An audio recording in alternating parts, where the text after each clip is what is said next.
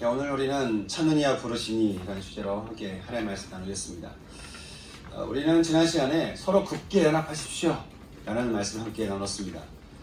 사람들은 각자의 죄성을 따라서 나는 바울파다, 나는 어떤 사람은 나는 아볼로파다, 아니다 나는 게바다, 심지어는 나는 그리스도에게 속한 사람이다 라고 하면서 다른 사람들을 이렇게 차별하는, 말이 안 되죠. 그리스도파다 하면서 다른 사람들 함부로 대하는 거예요. 여러분, 이게 말이 안 되잖아요. 어찌됐든 그런 성도들을 바라보는 바울의 심정은 안타까움을 자체였습니다. 그리스도가 어찌나 아니었느냐, 당신이 믿고 의지하는 그들이 당신의 영혼을 위해서 십자가에 못 박았냐라고 하는 것이죠. 만약 바울이 지금 이 시대에 살고 있다 한다면요, 바울은 우리가 의지하는 대상에 대해서 좀 추가적으로 몇 가지 더 이야기를 할 수 있습니다. 요즘처럼 이렇게 거짓 뉴스가 아주 명확하게, 아주 확신 있게 퍼지는 시대도 없는 것 같은데, 다들 스마트폰을 가지고 있으니까 스마트폰 켜서 유튜브나 또 아니면 여기저기 나오는 언론사의 뉴스를 접하면서 아주 그냥 뉴스들을 절대적으로 신뢰하는 그런 경향이 좀 있는 것 같아요. 또 이전보다 사람에 대한 수많은 정보 시대에 살고 있기 때문에 어떤 경우는 사람을 더 우상하는 경향이 좀 있고, 아니면 세상에 믿을 게 없어, 세상에 믿을 건 나밖에 없어, 그냥 나야, 그렇게 얘기하면서 그렇게 외치는 자기 우상 시대에 살고 있는 요즘이기 때문에 그런 것 같습니다. 근데 그것이 무엇이든 간에 바울은 이 세상의 정보가, 이 세상의 수많은 지식들이, 그리고 여러분 자신이 여러분의 영혼을 위해서 십자가에 못 박았겠냐라고 하는 것이에요. 바울은 고린도 교회에 전해진 복음이, 그리스도의 십자가가 헛되지 않기를 바랬습니다. 그러니 형제들이여, 주 예수 그리스도 이름으로 여러분에게 권하노니 오직 그리스도 안에서, 여러분은 그리스도 안에서 같은 마음을 품고, 그러니까 그리스도 안으로 다 들어와서 그리스도 안에서 같은 마음을 품고 같은 말을 하며 같은 뜻으로 서로 굳게 연합하라, 그렇게 우리에게 말을 해주고 있습니다. 이것이 복음이고, 이것이 복음을 가진 자의 삶이라고 하는 것입니다. 실제로 우리가 아무리 다른 사람이라 할지라도요, 참 아이러니한 것은, 재미있는 것은 내가 그리스도 안에 있잖아요. 그럼 연합이 됩니다. 그리스도 안에 있지 않으면 우리 생각의 주가 되기 때문에 우리 연합할 수가 없는데, 하여간 내가 그리스도 안에 있기만 하면 우리 서로 연합할 수 있다고 하는 것이죠. 그러니 다른 데 가지 말고, 여기저기 가지 말고 오직 그리스도 안에 있어서 우리 서로 같은 뜻으로 같은 마음을 가지고 같은 말을 하는, 서로 그렇게 연합하는 사람이 되자라고 하는 것이죠.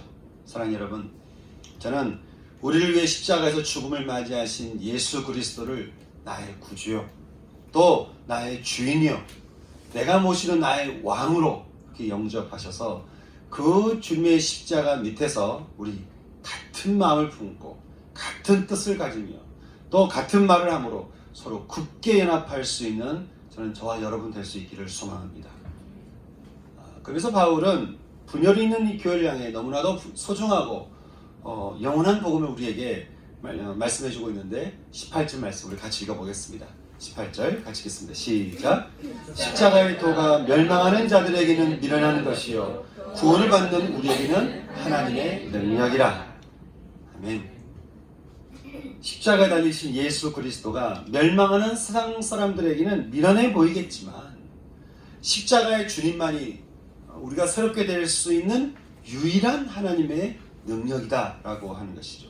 여기서 능력이라고 하는 것은 성령이 우리에게 임하시면 함께 임하는 그 권능과 같은 단어를 말합니다. 우리의 넘지 못할 모든 한계를 넘게 하시는 하나님의 능력을 말하는 것이죠. 제가 이렇게 치유회복 사역을 하면서 늘 나누는 것이 있습니다.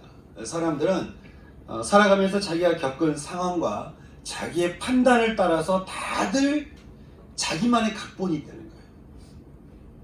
다들 자기가 살아오면서 인생은 이래, 사람은 이래, 나는 이래, 세상은 이래, 그렇게 하나씩 가져오게 되는 자기만의 각본이 다 있다는 것이죠. 그리고 다들 그 각본대로 인생을 살아가고 자신과 세상과 다른 사람을 판단하는 것입니다. 그런데 제가 이게 참 이제까지 교회에서 사역하면서 사람들을 보면서 늘 참 안타까운 것은 너무도 멋있고 아름다운 청년들이, 사람들이 자신들이 이게 각자 가져온 그 각본을 따라 살아가면서 너무나도 극단적인, 너무나도 엉뚱한 선택들을 하는 거예요. 너무나 아름다운 사람들인데, 너무나 멋있는 사람들인데, 그 마음속에 갖고 있는 그 각본이 너무, 어떤 사람은 너무 우울하고, 어떤 사람은 너무 격하고, 어떤 사람은 너무 거칠고, 어떤 사람은 너무 그 각본이 너무 공격적이어서, 너무 이렇게 우울하고 순결적이어서 그 각본대로 참 엉뚱한 삶을 살아가는 모습을 보게 되는 것이죠.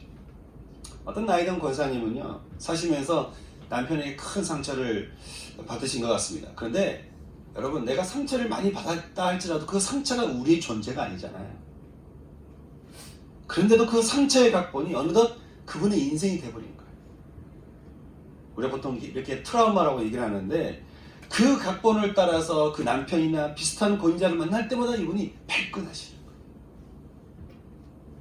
제가 어떤 집회에 가서 말씀을 전하는데, 말씀을 듣던 어떤 한 분이 와서 그러시는 거예요. 목사님, 제가 그때 주제가 사랑이었는데, 목사님 정말 제가 그렇게 사랑스러운 사람일까요? 제가 의심이 돼서 잘 믿어지지 않는다는 거예요. 내가 정말 그렇게 사랑스러운 사람입니까? 그래서 제가 그분을 붙들고 하나님께 주신 마음을 가지고 제가 기도하면서 이렇게 마음을 함께 나눴는데, 제 기도를 들으시면서 이분이 그렇게 막 우시는 거예요. 제가 특별한 얘기를 한 게 아니에요. 그냥 그분을 향해서 우리가 성경을 통해서 보게 되는 하나님 말씀을 제가 주시는 마음을 딱 나누는데, 그 이야기를 들으시면서 이분이 계속 우시는 거예요.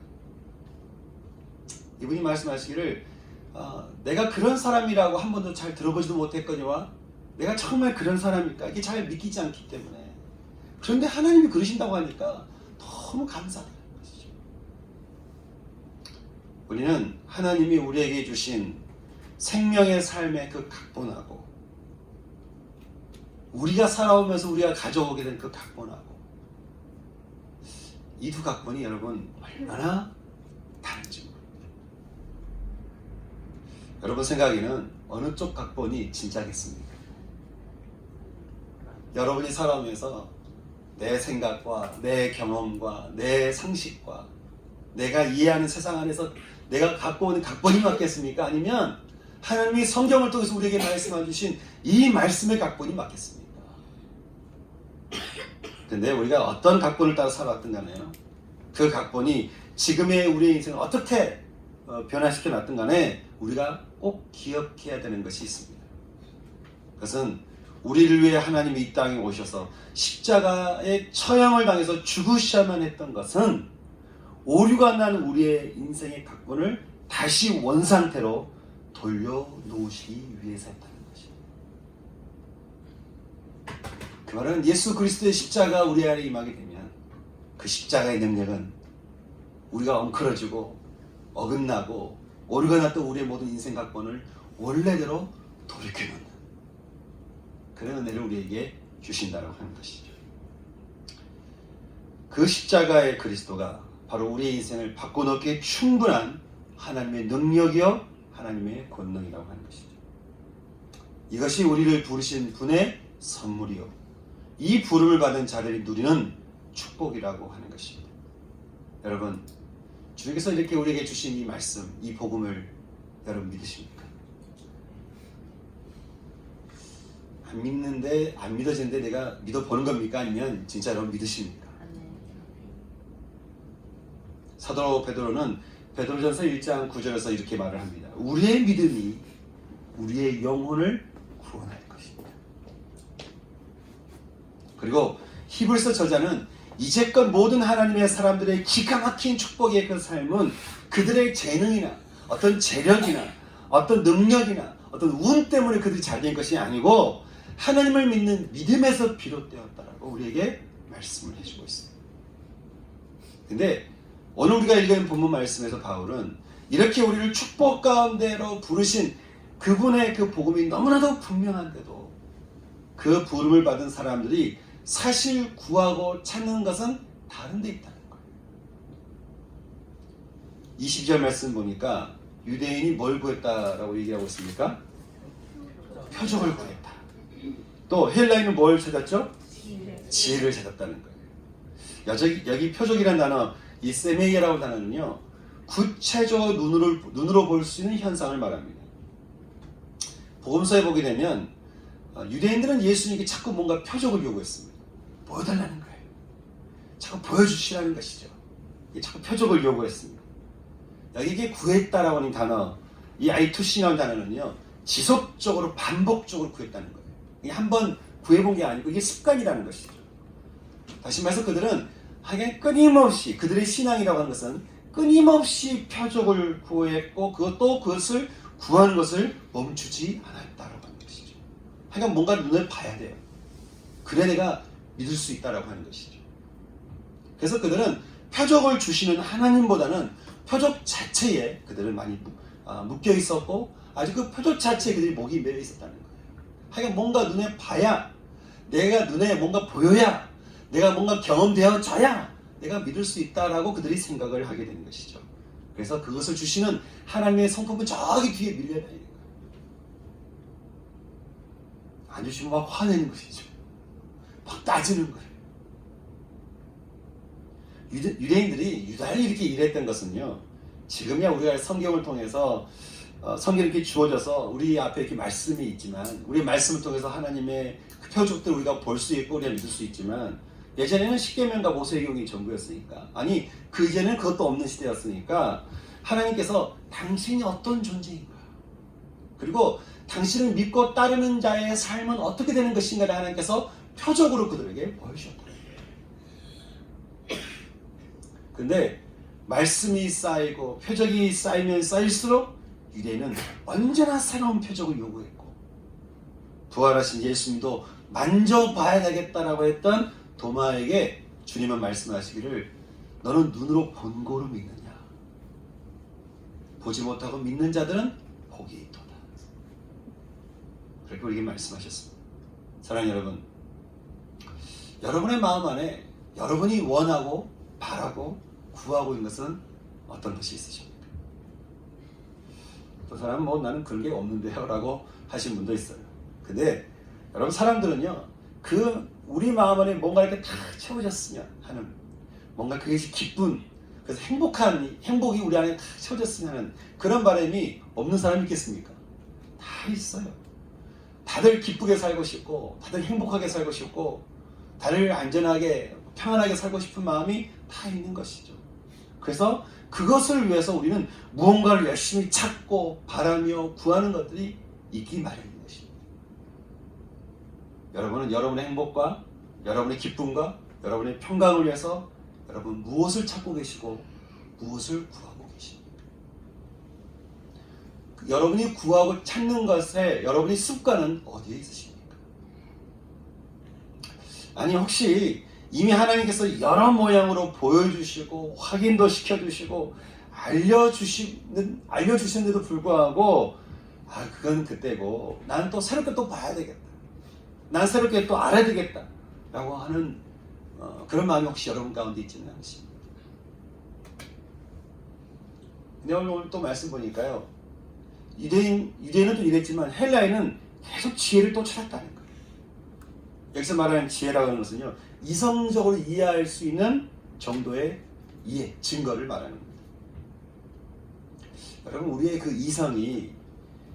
이성으로 신이라는 존재가 굳이 인간의 구원을 위해서 인간의 몸을 입고 33년 동안 살면서 아주 생고생을 하고 가난하게 힘겹게 어렵게, 무슨 왕으로 산 것도 아니고 시골 그리고 이렇게 부정하다라고 하는 그 나사렛이라는 동네에 들어가서 그렇게 모든 죽은 자들과 함께 그렇게 살면서 온갖 고생을 다 하면서 죄를 지은 사람들에게 모진 고문과 비방과 모욕을 당하고 심지어는 죽음을 당하기까지 고난당하셨던 이 일이, 여러분, 인간의 이성으로 이게 이해될 수 있는 이야기겠습니까? 근데 사람들은 내가 이성으로 이해되어야만 내가 믿을 수 있겠다라고 사람들이 그랬다는 거예요. 바울이 복음을 전하니까 고린도 교회에서 몇몇 성도들이 그랬던 모양이에요.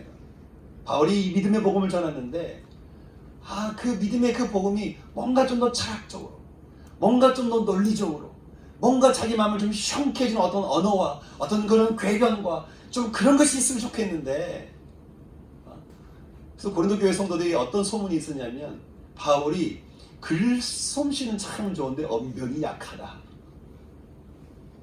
이런 소문이 있었다는 거예요. 사실 바울이 언변이 약한 사람이 아닙니다. 그런데도 불구하고 그들이 마음이 거기에 있기 때문에, 그들이 구하고 찾는 게 거기에 있기 때문에 그렇게 바울이 이야기하는 그 복음에도 그들 그렇게 생각했다는 거죠. 바울은 그런 그들을 향해서 이사야서 말씀을 인용하면서 19절과 20절에서 우리 이렇게 말씀해 주고 있습니다. 우리 19절과 20절 말씀 같이 읽어보겠습니다. 시작. 기록된 바 내가 지혜 있는 자들의 지혜를 말하고 총명한 자들의 총명을 헤아리라 하였으니 지혜 있는 자가 어디 있느냐, 선비가 어디 있느냐, 이 세대의 변론가가 어디 있느냐, 하나님께서 이 세상의 지혜를 밀어나게 하신 것이 아니냐. 이 말씀은요, 이사야서 29장 14절 말씀을 인용하고 있는데, 이 말씀은 당시 아수르의 공격 앞에서 이리저리 정치적인 머리를 굴리고 있는 이스라엘 향한 말씀이었어요. 지금 아수르 군대가 앞에 와서 계속 공격하는 시점이에요. 그 앞에서 이스라엘 사람들이 이렇게 해볼까? 사신을 보내볼까? 아니 이렇게 하면 좀 괜찮지 않을까 하고 각자의 머리를 막 굴리고 있는, 각자가 자기들이 지혜롭다고 생각하는 그 지혜를 가지고 이리저리 머리 굴리고 있는 이스라엘 향해서 말을 하고 있는 것이죠. 그래서 말하기를 내가 이 백성 중에 기이한 일, 곧 기이하고 가장 기이한 일을 행하리니, 하나님께서 말씀하신 거죠. 그들 가운데서 지혜로운 사람들에게 지혜가 없어지고 총명한 사람들에게서 총명이 사라지게 될 것이라는 거예요. 그래서 20절에서 그래서 말하기를 세상에 지혜에 있다고 하는 자가 어디 있냐라고 하는 것이죠. 선비, 즉 유대의 서기관들과 또 그 말을 잘하는 그 변론가들, 이것이 지혜가 저기에 지혜가 있다 라고 말하는 그 사람들 지금 어디 있냐는 거예요. 과연 그 지혜가 여러분을 구원했냐라고 하는 거예요. 각자의 판단과 그 생각이 여러분을 구원했냐라고 하는 것이죠. 과연 그들이 너희들을 위해 십자가에서 죽음으로 너희 영혼을 구원했냐라고 하는 것이죠. 그러나 하나님은 당신의 십자가의 죽음으로 이 세상의 지혜가 얼마나 미련한 것임을 드러내셨다, 그렇게 이야기를 하는 것이죠. 그러면서 바울은 21절에서 이렇게 말을 해주고 있습니다. 21절 말씀 같이 읽겠습니다. 시작. 하나님의 지혜에 있어서는 이 세상이 자기 지혜로 하나님을 알지 못함으로 하나님께서 전도에 미련한 것으로 있는 자들을 구원하시기를 기뻐하셨다. 우리를 향한 구원과 그 생명의 지혜를 어떻게 인간의 지혜가 다 이해할 수 있겠나.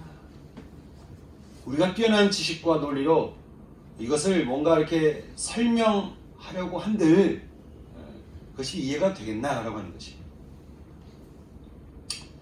제가 예전에 저와 함께 놀던 세상 친구들이 제가 이렇게 목회자의 길을 들어서니까 의아한 거예요. 야, 그 친구들이 나한테 몇몇 친구들이 말하기를 너는 한 달 만에 나올 거다. 너는 1년 만에 그만둘 거다. 야, 하여간 여러 사람들 저한테 그랬어요. 근데 어쨌든 1년, 2년 지나고 이제 제가 이렇게 10년이 지나고 나중에 친구들 밥을 먹는데 그 밥 먹는 자리에서 친구들이 뭐 예수님이 존재하냐, 뭐 그리스도인이 세상에 이러면 되냐, 뭐 하면서 교회 욕하고 막 이러다가 문득 저는 뭐 제가 무슨 말 하겠습니까? 그 자리에서 그냥 듣고 열심히 밥만 먹고 있는데 이 친구들이 막 얘기하다가 저를 딱 문득 딱 보더니 대화가 딱 멈추더니 그러는 거예요. 그런데 너를 보니까 예수님이 있긴 있는 것 같다. 문득 그러는 거예요. 그렇게 말했던 그 한 친구가 얼마 뒤에 교회를 다니기 시작했어요. 뒤를 보니까 예수님이 계신 것 같긴 하다. 여러분, 우리의 상식과 이상으로는요 도저히 이해될 수 없는 것이 인간의 변화입니다. 그리스도인의 변화입니다. 근데 그 변화를 보면 사람들이 이렇게 말하고 저렇게 말하는 그 모든 말들이 그 변화 앞에 무슨 소용이 있겠어요? 아니 그 사람이 변했는데, 그 사람이 생명 가운데로 변화가 되는데 사람들이 말하는 이론과 논리와 철학이 무슨 의미가 있겠습니까?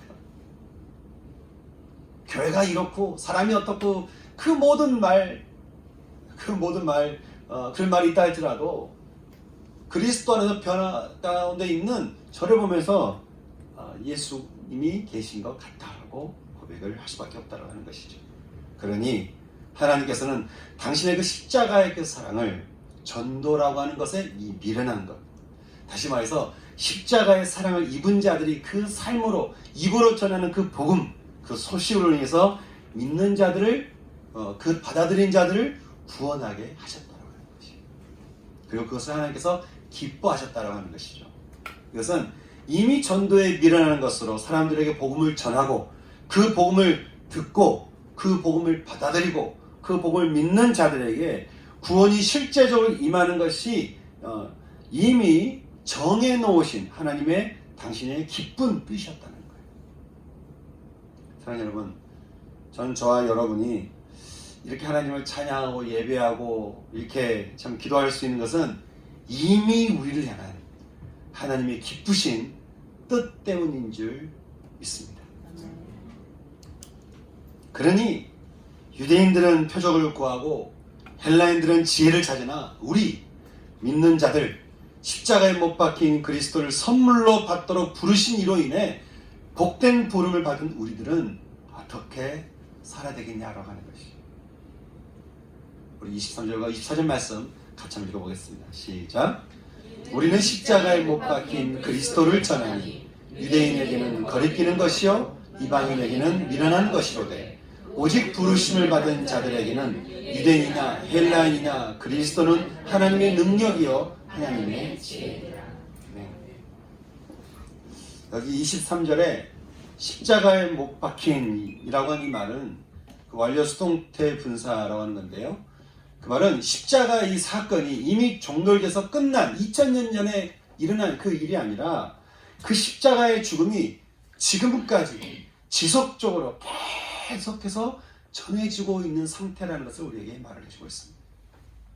이것이 유대인에게는 거리끼는 것이라는 거예요. 여기 거리끼다라고 하는 말은 예수님이라는 소식을 마치 함정에 빠진 것처럼 여겼다라고 하는 거예요. 우리는 교회 갑시다 얘기하면 이렇게 생각하는 사람을 자주 봅니다.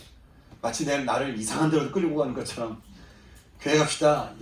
우리가 예수 믿으십시다 그러면 마치 나를 이상한 데로 끌고 가는 것처럼 생각하는 사람도 있었다는 거예요. 이게 유대인들이 그랬다고 하는 것이죠. 왜냐하면 그들 생각에는 메시아라고 하는 것은 우리로 하여금 로마하고 싸워가지고 로마 제국을 무너뜨리고 막 새로운 나라를 건설할 그런 존재라고 이해하고 있었는데, 아니 십자가라니 무슨 메시아가 나무에 달려 죽어. 그냥 표적이 될 수 없다는 거예요. 근데 문제는 이방인에게도 십자가는 미련하는 것이었습니다. 여기 미련하다라는 말은 바보 같았다라는 거예요. 여러분 성경에 바보 같았다라는 말은 하나님께서 굉장히 엄격히 금지하는 단어이기도 합니다. 그래서 사람에게 바보다 라고 이야기를 하면 그 사람을 저주한다 라고 하나님께서 표현할 정도로 바보라고 쓰지 못하게 하는 것이죠. 그런데 이 복음 자체가 바보스럽다라고 하는 것이죠. 아니 세상을 구원하는 게 우리의 지성과 감성과 또 세상을 구원이라고 하는 것이 지도자의 지도력과 좋은 시스템, 지금 같으면 어떤 과학, 그런 것이 우리를 구원하는 것이지, 어떻게 누군가가 십자가에서 죽었다고 또 그 죽은 사람을 믿는다고 우리에게 구원이 임하겠냐라는 거예요. 이거 믿는 것이 이거야말로 바보스럽지 않냐라는 거예요. 복음을 전하다 보면 이런 분들을 참 많이 만납니다. 어떻게 나보고 하는 이게 복음을 열심히 전했더니 저보고 하는 말이 그럼 어떻게 그걸 믿으시냐라는 거예요. 본인 생각에는 본인의 이성으로는 이게 너무 바보 같은 이야기라는 거예요. 그걸 믿는다고 사람이 지옥 갈 사람이 천국 가겠냐는 거 오늘한테 물어보는 거예요. 내가 그렇습니다라고 얘기하니까 자기는 그걸 못 믿겠다는 것이죠. 그러나 바울은 우리에게 말을 하죠. 24절에 오직 부르심을 받으려는 자들에게는 유대인이나 헬라인이나 누구든지 그리스도는 그 사람에게 하나님의 능력이요 하나님의 지혜가 된다고 하는 것이에요. 오직 부르심을 입은 자들, 십자가로 초대받은 자들에게는 그들이 유대인이든 헬라인이든 죄인이든 어떤 삶을 살았던 사람이든 간에 십자가 앞으로 초대된 모든 이들에게 그리스도는 하나님의 능력이요 하나님의 지혜라고 하는 것이죠. 능력, 권능이고요. 그리고 모든 삶을 뒤집어 엎게 하는 그런 권세가 있는 능력이라고 하는 거예요. 여러분, 하나님의 능력 앞에 변화될 수 없는 뭔가가 있겠습니까? 아니, 한마디의 말로 태양이라는 것이 생겼습니다. 한마디의 하나님의 그 단어로 우주라는 것이 탄생되었습니다. 근데 그 능력 앞에 우리의 인생, 우리의 삶, 우리 삶이 여러분 변화되지 않겠습니까? 저는 변화되지 않는다라고 믿었던 사람이었습니다. 모태신앙이었지만. 근데 어느 순간 제가 밑바닥을 치면서 도저히 내가 어떻게 해봐도 내가 변화되지 못하는 내 자신을 보면서 어느 순간 나도 모르게 그렇게 고백이 나오는 거예요. 하나님, 하실 수 있거든. 제 인생을 변화시켜 주시옵소서. 근데요, 정말 그때 제가 간절히 부르셨거든요. 정말 절절하게 부르셨거든요. 왜냐하면 그때 제가 정말 아주 우울 가운데 있는 어떤 날이었는데 또 굉장히 힘든 상황이었는데 앞에 와서 이렇게 간증하시던 어떤 분이 너무 인생이 행복하다고 얘기하니까 난 한 번도 행복해 본 적이 없는데, 아니 누구는 교회 다니고 행복하다고 그러고 나는 전혀 행복해 본 적이 없는데, 그래서 제가 그때 기도 시간에 정말 진심으로 기도하는 거예요. 하나님, 하실 수 있거든. 나도 행복하게 해주십시오. 근데요, 제가 그때부터 제가 깨닫는 것은 정말 하나님 앞에 절실하게 진실되게 이렇게 고백하잖아요. 그러면 하나님의 진심으로 드리는 이 고백 위에 하나님의 능력이 많은 거지. 그리고 그 능력은 삶을 전환시키는 거예요. 여러분, 그리스도인이 왜 놀라운 사람들일까요? 왜 축복된 사람들일까요? 그것은 하나님의 능력을 가슴에 품고 다니는 사람들이기 때문에 그렇습니다. 그 능력이 우리 삶을 자꾸 바꿔가는데, 우리 삶을 자꾸 역동적으로 우리 인생을 변화시켜가는데 세상 사람들과 우리가 같겠습니까? 우리 25절 말씀 같이 읽어보겠습니다. 같이 읽겠습니다. 시작. 하나님의 어리석음이 사람보다 지혜롭고 하나님의 약하심이 사람보다 강하리라. 아무리 미련해 보이는 것이라 할지라도 하나님이 말씀하시는 것, 하나님 우리 눈에 보이는 그 미련한 것이 사람보다 지혜 있고 사람이 가지고 있는 모든 지혜와 지식보다 완전하다는 거예요. 우리가 성경을 통해 하나님 말씀을 들으면서 이게 참 미련해 보이고, 야, 이게 정말 그럴까라고 한다 할지라도, 여러분, 하나님이 미련해 보이는, 당신이 생각하기에 참 미련해 보인다 할지라도 하나님의 그 지혜는, 하나님의 능력은 완전하다는 거예요. 또 아무리 연약해 보이고 하나님의 그 말씀 능력이 없어 보인다 할지라도 하나님의 약한 것이 사람이 강하다라고 말하는 그 어떤 강함보다 완전하게 강하다라고 하는 것이죠. 그러니 하나님의 은혜로 부름받은 이들이야, 하나님의 기쁘신 뜻을 따라 초대받은 이들이야, 부름을 받은 이들이에요.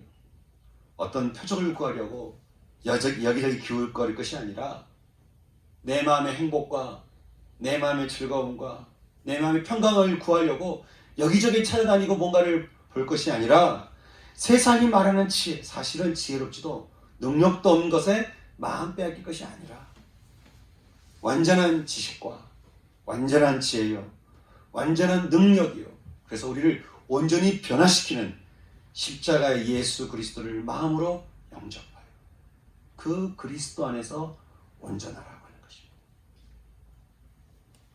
야고보 선생님이 말한 대로 우리의 믿음이 우리를 온전하게 한다.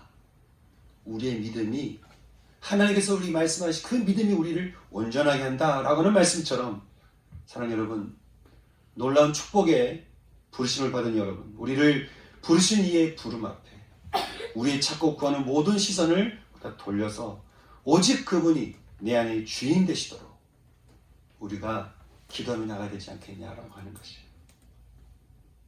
참 변화되지 않는 우리의 모습을 발견할 수 있습니다.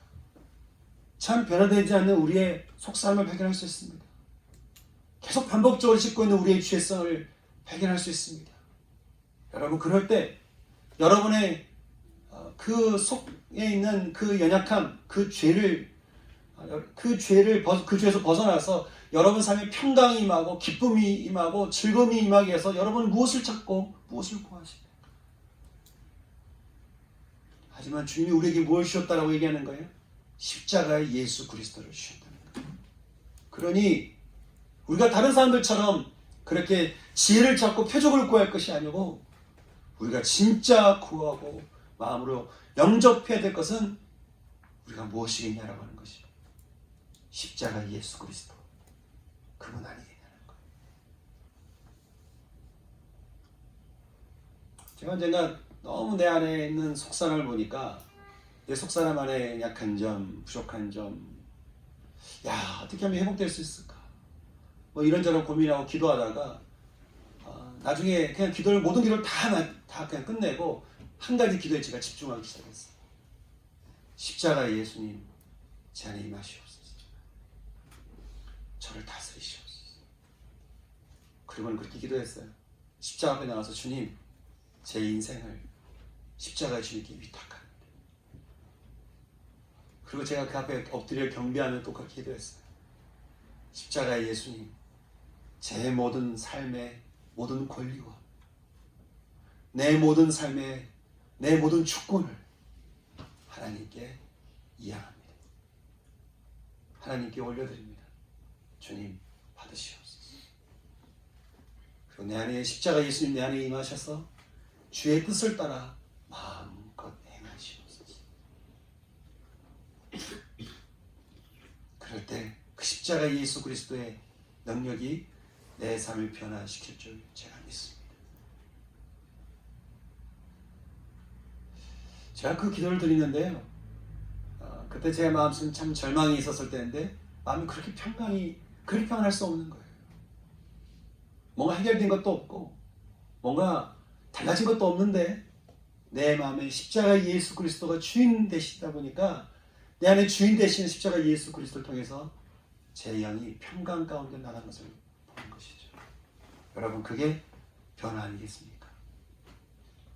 저는 이 평강과 이 평안과 이 은혜와 이 긍휼과 이 자비와 이 축복이 저는 저와 여러분 삶 가운데 매일매일 매 순간 임할 수 있는 축복이 될 수 있기를 예수님의 이름으로 축복합니다.